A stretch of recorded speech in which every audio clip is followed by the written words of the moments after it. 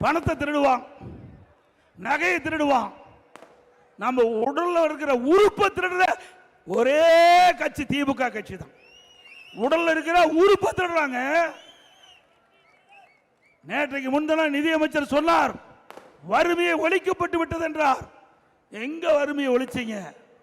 வறுமையின் காரணமாக குடும்பம் நடத்த முடியாத இந்த ஆட்சியிலே தன் உடலில் இருக்கின்ற உறுப்பை விற்கக்கூடிய அவல ஆட்சி திமுக ஆட்சி.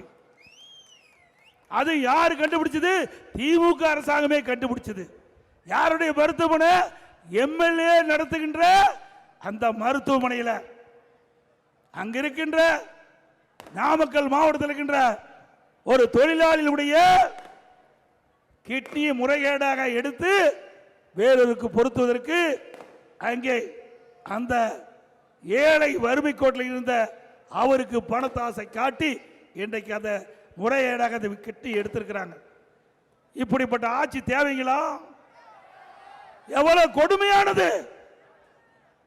வறுமையை ஒழிச்சுட்டாங்களா? வறுமை இருக்கிற காரணத்தினால தான் அவருடைய கிட்னியை இன்றைக்கு விற்கக்கூடிய சூழ்நிலை வந்துட்டது.